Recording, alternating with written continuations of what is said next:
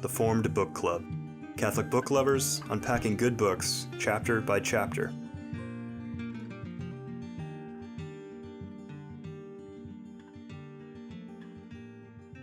Welcome to the Formed Book Club, where Joseph Pearce, Vivian Dudro, and I, Dudro according to Siri, but well, Siri is wrong. On many things. Discussing Orthodoxy by Chesterton. Joseph is leading us on this. We are in the second chapter, I think it is, called The Suicide of Thought. Yeah, or maybe it's third, I don't know. Yes, chapter 3. Chapter 3. But this is going to be a lot of fun, more so than even usual. But I'm wondering how long we'll take it through this, because there's so much to comment on and quote. Especially, we're getting there. The Ethics of Elfland, that whole chapter probably should be read out loud by an English accent. You know, we got somebody to do that. But so, Joseph, we're on page 40 of our version here.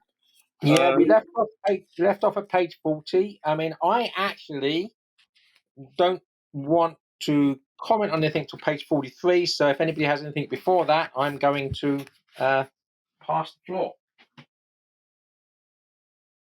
On page 42, the new paragraph there, just briefly, because he's summing up the past. To sum up our contention so far, we may say that the most characteristic current philosophies, like materialism and pragmatism, have not only a touch of mania, but a touch of suicidal mania, meaning that if you accept their premises, you end up in nonsense, contradiction. But go ahead, Joseph, to page 43. Let's see if you underline what we did. That's always kind of an interesting thing to see. What I have there is just the final sentence of that top paragraph there. We have found all the questions that can be found. It is time we gave up looking for questions and began looking for answers. Now, on a literal level, I quibble with that, because I think we haven't found all the questions, nor will we ever. But I think the key thing he's saying here, when I give talks on education, I always say that education begins with one of the most famous questions ever asked, quid est veritas. But it's really depends not just on the question, but how the question is asked. Now, so for modern public schools, secular education, relativistic education is quid est veritas. What is truth? There's something which either doesn't exist or it's unknowable and therefore irrelevant. So it's how you ask the question. It has to be asked quid est veritas as a question you're asking in order to seek an answer, rather than asking a question purely rhetorically which has no answer or no knowable answer. So I think that what he's basically trying to say here is, let's not approach truth with a quid est veritas indifference, but with a quid est veritas emphatic quest for it. All right. So if your beginning point is there is no truth to be found, then you end up with the suicide of thought. Exactly. That's why that's the title of this chapter. It's the suicide of thought if there's nothing to think about. Precisely. And again, if I'm leading, next page I have highlighted is 47. So fire away. Well, you're very uncurious. But I'm just trying to resist the temptation to comment on every paragraph, as you suggest. Well, in that next paragraph on page 43, about 6 lines down or 7, they say that, typo there, they say that reason destroys, but will, they say, creates. The ultimate authority, they see, is in will, not in reason. The supreme point is not why a man demands a thing, but the fact he does demand it. And we'll get to that later, this supremacy of the will. That is to say, it's important to make a choice. Choice is what counts. I want to be pro-choice. But what do you choose? What you choose should be determined by reason. If you take reason out of the equation, then to be pro-choice means, well, I just want to making a choice is what's good. Doesn't matter what the object of the choice is. Mm-hmm. Or its consequences, right? Right. Well, he further develops where that leads on 44. We're still on page 43, you're still on down 43. about 2/3 of the way. The main defense of these thinkers, that is the ones who give primacy to will, is that they are not thinkers. So he says, how do we defend these people? Well, they're not thinkers. They are makers. They say that choice is itself the divine thing. Mm-hmm. Mm-hmm. I emphasize this because this is so dominant in our culture right now in the so-called pro-choice movement. Right. Okay, go ahead. And so carrying on this theme, choice being the divine thing, on page 44, the last paragraph, it begins with the worship of the will. That's right. If the will is divine, then we're going to worship that. But what does it lead to? The worship of the will is the negation of the will. To admire mere choice is to refuse to choose. Yeah, to admire mere choices itself is to refuse to choose, because you're saying, hey, choice is good. Well, choose something. Well, it doesn't make any difference what you choose. Right. And The other above interesting- that, yeah. above that in the middle of the previous paragraph, and I love this, the real difference between the test of happiness, that is, what is good, what is true, what makes you happy, and the test of will is simply the test of happiness is a test and the other isn't. Because if you have a standard, what makes me happy, you can decide to choose something. If your standard is, I want to choose, there's no test. I mean, you pass it no matter what you do. Any choice is going to pass the test. Yeah, he's Yeah, great. so the backdrop to this discussion here is the person he's engaging with is Bernard Shaw, mostly, George Bernard Shaw. And the thing we need to bear in mind, Chesterton writes a whole book on Bernard Shaw around this time, actually. So he's clearly engaged with Shaw's ideas. Shaw was a friend with whom he disagreed passionately. But what George Bernard Shaw is philosophically is a Nietzschean. So that's very important for us to know, because he's not, for the most part, engaged. He mentions him in the next page, actually, but the Nietzsche sort of let off the hook somewhat, because he's George Bernard Shaw's, if you like, is the person who's being cited for having these ideas, whereas Shaw is only a disciple of Nietzsche, ultimately.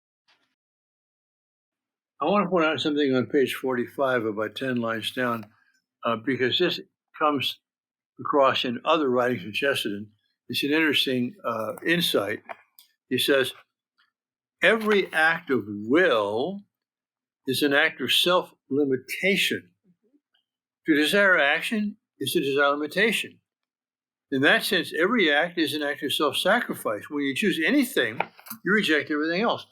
Hey, I'm going downtown. Well, I'm not going uptown. I'm not going across the country. I'm not going to stay here. You reject everything else.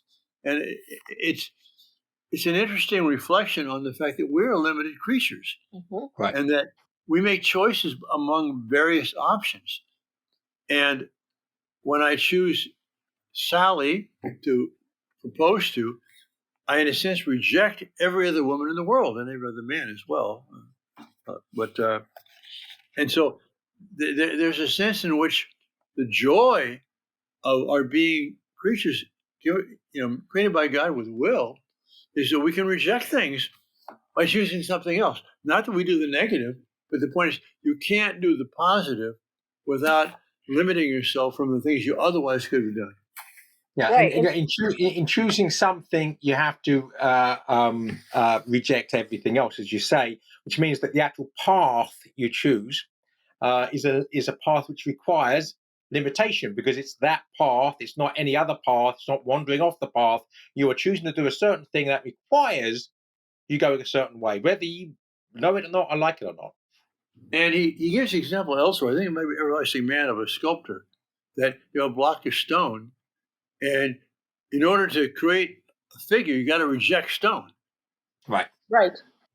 Yeah, this I might have mentioned this before, but it was a very unforgettable experience for me in Florence at the Academy. Exactly. You walk in to see David, and on the left are these stone blocks, big. I mean, they're like 8-10 feet tall and 4 feet in width and length, width and depth. And Michelangelo had begun these statues, but he hadn't finished them. And so you saw this stone block, and you saw like the person emerging from the stone. So in order to get to that person, you had to chip away all this stuff, Right. By the way, there's another interpretation that those aren't unfinished. Oh, really? Yeah, that they're, and I think there's one of the names for them is, I think, the prisoners or something like this. In other words, they're emerging out of the stone, escaping the stone. Anyway, there's multiple interpretations as to what Michelangelo was doing with these sculptures. But art, bringing up art. So, and just the fact that he's a sculptor, not a painter. All right, he's already chosen one medium over other mediums. And Chesterton, being trained as an artist, knows that art involves limitation. And he says on 45 toward the bottom, art is limitation. The essence of every picture is the frame. And if you as a painter, if you choose every single color there is to choose, you'll just have a muck. So every painting, you have to choose a palette and limit yourself to only so many colors if it's going to be a beautiful painting. And so he's using art. And also, he says there, the essence of every picture is the frame. Now, take that literally. Obviously, if you've got a masterpiece of art, the frame's not more important than the masterpiece. But I think he's talking about frame in the self-limitation sense that the artist has to decide how he is actually going to, with what perspective he's going to look at, where he's going to focus, where he's not going to focus, what he's going to leave off to one side. So framing is done in the imagination of the artist. That's the finished painting, and then the actual physical frame merely delineates where the artist has already chosen to frame his perspective, right? I'm glad you clarified that. He means frame, not a piece of wood that goes around the picture when the picture is done. He means like a photographer, you frame the picture. Right. You decide what's going to be in the picture before you before you push the button. That's framing the picture, right? And I'm looking at this and painting this, which means I'm not looking at that and painting that, right? Right. I'm glad you clarified that. What I'm going to do, I'm going to paint up to there. I'm going to look at this much of the sky and allow the tower of the cathedral to project this far upwards, and all that's in his mind before he does anything, right? So he's already framed the picture he wants to paint in imagination before he actually puts paint to canvas. That's right. There's a German expression, in der Beschränkung zeigt sich der Meister. It's a limitation that the master shows himself. Right. And that means having a frame, but it also means if you got a block of stone that has a crack in it, now you're limited, but you make that crack somehow part of the final statue, you incorporate it. And a second thing, when we built our retreat house, the Ignatius retreat house up north of here, my idea was to have, the deck right at ground level, where we could sit on the deck and look at the mountains, and trees and valleys and everything. I wanted an unlimited type of view. But because faces south, it gets very hot, we had some pillars put in, 4x4s, 8x8s, and we have a little pergola, or gazebo on each side. And of course, when it's sunny and hot, we put the table in that gazebo. And now, when you look out, you don't see everything. You see it framed by these columns. And it's actually much more pleasing for some reason to see the whole universe, so to speak, now seen in kind of a limited framework there. Now, I don't know if that exactly how that relates to this, but it's cozier. It's cozier. Okay, yeah. Yeah. Okay, Joseph, we're on 47. That's you, I think, right? 47, yeah. But I'm right at the bottom of 47. Sure, nobody wants to barge in. I'm at the bottom of 47. Any takers? Well, I do want to point out that on 46 he defends liberalism, but we don't have to go into it now. And he identifies, by the way, as a liberal. We don't have to go into it now because he's going to take it up again in the next chapter. But I just want to mark people's attention that he begins this thought, the defense of liberalism, on 46, and he'll take it up again in the next chapter. So we don't have to dwell on it now. Okay, but liberalism is a classic. Yes, he will explain that the difference between classical liberalism, which he instinctually and naturally adheres to, and what has become just libertinism, which is not the same thing. Anyway, we don't have to go into that. Although just by way of foreboding, when we do discuss liberalism and Jacobinism, which he introduces here in the next chapter, I do intend to quibble with Chesterton. Just to Good. say You that can up front. quibble with him, and I'll defend him. Yeah, Fine. we defend your right to be wrong. Yeah, I'm with I Chesterton. like living dangerously, that's for sure. Yeah. All right, so we ready for my bottom of 47? Yep. Okay, so he's now speaking about Nietzsche. Nietzsche will stand very well as the type of the whole of this failure of abstract violence. The softening of the brain, which ultimately overtook him, was not a physical accident. If Nietzsche had not ended in imbecility, Nietzscheanism would end in imbecility. Thinking in isolation and with pride ends in being an idiot. Every man who will not have softening of the heart must at last have softening of the brain. So basically, we're talking about the Nietzschean will for power, which is really self-deification, making ourselves gods of our own microcosmos, leads to madness. So irrespective of the physical reasons for Nietzsche's imbecility, to use Chesterton's word, his philosophy certainly leads to psychic imbecility. And so the idea, recurring motif in Chesterton, is reason without faith leads to nonsense. That's why faith and reason have to be united. But reason without love leads to insanity, is what he's saying here. And I certainly see, for the point of view of prophecy on Chesterton's part, Nazi Germany, which took Nietzsche as their patriotic philosophical mascot.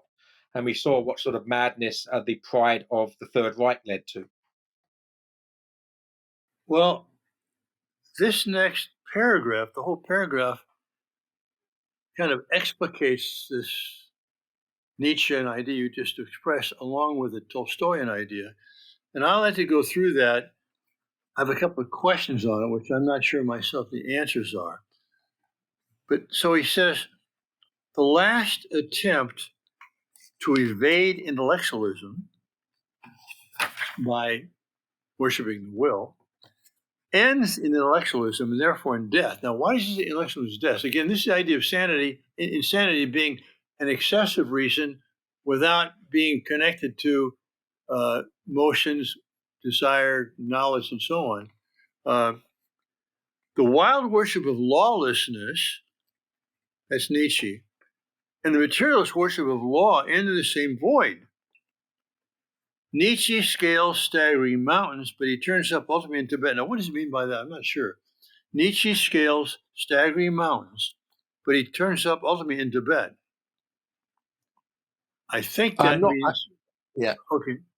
No, I don't know. Well, keep going. Yeah. You have to read the next line. Yeah. He sits down beside Tolstoy in the land of nothing and nirvana.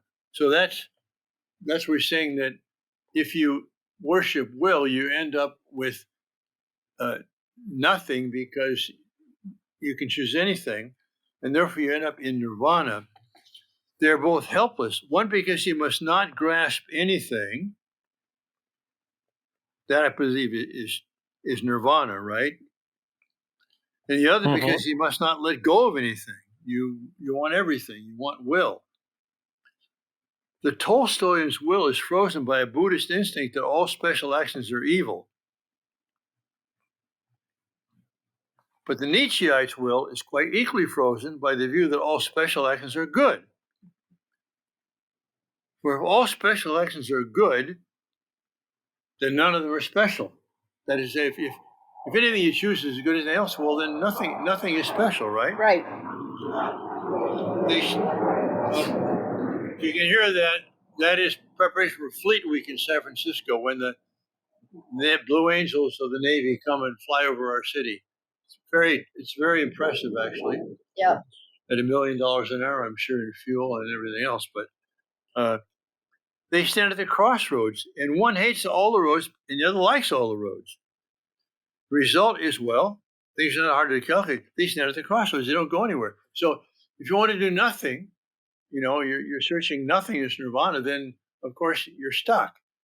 If you want to do everything, well, there's nothing special when you're stuck. So that's how I think he brings together these two. It shows the two different philosophies actually end up in the same place. Because the two different philosophies are both a form of nihilism. Yeah, and I think what you were saying as well, Vivian, that we need to read the whole chapter, because that does make sense of the fact that Nietzsche climbs staggering mountains but ends up in Tibet. Where he's going is not really up with the triumph of the will, but east. In other words, he's ending up in the realm of Buddhism and Orientalism, and leaves the whole Western philosophical tradition behind in the process. Well, there is the bit of Eastern elements to Nietzsche, as in the other Germans of the Romantic period started flirting with Eastern philosophies and religions and so on. But I think the point that Chesterton is making is that two things that look like they're going in the opposite direction meet together in the same place. In Buddhism, what you have is a release of the will, a detachment of everything, detachment from everything, an annihilation of everything to arrive at a state of nothingness, which is considered a state of perfection, nirvana. Nietzsche is grasping at everything. Every choice is as equally good as any other choice. This is where he says, for the Buddhist, all actions are evil. For the Nietzschean, all actions are good. But either way, you end up with nothing. Yeah, and I also think that at the beginning of the paragraph, the other thing we need to bear in mind here, he talks about the two different types of intellectualism, both ending in death. I think here the world worship of lawlessness, so that would be Nietzsche, and the materialist worship of law, so that would be the Enlightenment's insistence upon empiricism and materialism. That if so basically, that Nietzsche says there's no such thing as empirical truth, right? It's all will. Whereas the materialists say there's nothing but material truth. But both end up basically with believing that there's nothing. So both end up with the belief that there's nothing ultimately grounding reality. With the empiricist, there's nothing but matter, and with the Nietzschean, there's nothing but mind. Both of which are reductionism that goes beyond reason to ultimately nihilism. But they both end up in nihilism. But the fact that there is, again, I always said the paradox is that when there's nothing but matter, nothing matters. Right, and that's the whole point, Right, and if for the Buddhist, there is that even matter itself is illusory. Well, then there's nothing there either. So there's just no matter which road you take, you end up with no there there. Yeah, that's where Schopenhauer meets Buddha, right? Schopenhauer basically says the same thing. There's only thing we can be sure of is mind. We can't be sure of matter. So the materialist believe that we can only be sure of matter. And then, the Buddhist and Schopenhauer says, no, the only thing we can be sure of is mind. We can't even be sure of matter. Both end up basically in the suicide of thought, which is the title of this chapter. Right. The suicide of thought. That's where they all end up. We're going to get to this next chapter, Next of Elfland, which is, I would say, one of the central chapters. But can you have two central chapters? I would say one of the most, important chapters. But let's end this session with Joan of Arc, because he uses her as an example of the overcoming of both Nietzsche and Tolstoy. Yes. And so on page 49, and he says, 10 lines down, Joan of Arc was not stuck at the crossroads, either by rejecting all the paths like Tolstoy, or by accepting them all like Nietzsche. She chose the path and went down like a thunderbolt. Yet Joan, when I come to think of her, had in her all that was true in either Tolstoy or Nietzsche. So basically, she combines what was true in the insights of Tolstoy and Nietzsche without being frozen at the crossroads, without the negative that they ended up in. I thought of all that is noble in Tolstoy, the pleasure in plain things, especially in plain pity, the actualities of the earth, the reverence for the poor, the dignity of the bowed back. Joan of Arc had all that, and with this great addition, that she endured poverty as well as admiring it, whereas Tolstoy is only a typical aristocrat trying to find out the secret. So Tolstoy writes about these things, the poor, the ordinary. Joan lived them. Well, Tolstoy tried to live them too. After his breakdown, after he wrote War and Peace, and he had this breakdown, and he ended up becoming an ascetic, and he wanted to live. He wanted to free serfs and live like a serf. He wore a plain clothes. He repudiated his own wife. He wasn't going to live any longer as a married man. He was going to be a vegetarian. He was going to live this ascetic life. But I think what Chesterton is saying here is that, yeah, but Tolstoy is like other eccentric aristocrats who try this on, like trying on a costume. They're like play acting at it, right? Yeah, and Joan of Arc actually came from a peasant family. She was the real thing. Okay, so right. Anyway. But I think the problem is here, up to a point, is that it's dangerous to conflate Tolstoy, in the sense that the Tolstoy who writes War and Peace is a much healthier Tolstoy Yes. than the one at the end of his life, who basically, the great novels are at least suggestive or quasi-Christian. They embrace a Christian narrative, a Christian philosophy, if not necessarily explicitly, whereas the later Tolstoy just rejects all of that for sort of some nihilistic asceticism. But I think what Chesterton might be doing here, and if I'm doing him injustice, mea culpa, is taking Tolstoy as a whole and seeing him omnipresently, whereas in actual fact the earlier Tolstoy is not really the same thing as the later Tolstoy. He's a dynamic creature who ends badly, basically. But I think his great work, which people really admire, are actually the healthier, younger Tolstoy. I agree with you, and I think Chesterton agrees with you too. Chesterton is talking about the later Tolstoy, the one who gets excommunicated by the Roman Orthodox Church. And I mean, not the Roman, the Russian. Tolstoy got excommunicated by the Russian Orthodox Church. And that famously he dies on a train platform, on a train, headed, from what I remember, he was trying to be reconciled in the end with his church. But like I said, he had forsaken marriage. He'd become a pacifist. He'd become a vegetarian. He'd become living in his tunic with his peasants and all that. But he had really snapped. He had some kind of breakdown and snapped. That's the Tolstoy that Chesterton, I think, is talking about. He's not talking about Tolstoy, the literary giant who wrote War and Peace and Anna Karenina. Many of the Tolstoyan virtues he's alluding to here, I think, are things that Chesterton's gleaning from the novels. But anyway, he's also though saying that when Tolstoy started going in this direction, pleasure in plain things, plain pity, actualities of the earth, he wanted to work the land himself, reverence for the poor, dignity of the boat back. I mean, it isn't as though this turn that he took was all wrong. It's just that it went to such an extreme degree. Some people call it a religious conversion. That famous writer, Carl Stern, the Jewish psychiatrist who became a Catholic, called it a nervous breakdown. The nervous breakdown that ended in a kind of suicide of thought, a kind of insanity. I think so.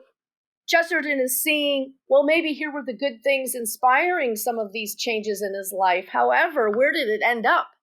Well, we know it ended badly. And he's comparing, well, Tolstoy's the eccentric aristocrat who tries on these things, but Joan of Arc was the real thing. Yeah. Okay, but I think, these true factual, things you're recounting could obscure a bit the symbolic use that Chesterton's making here. I think he's talking not about Tolstoy's attempt to live poverty, but the fact that Tolstoy, praised and admired and, these things in his writings. When he tried it, he failed. But so he's saying that Tolstoy is an aristocrat. This is before he's a vegan, hermit, trying to find out his secret. So he's trying all right.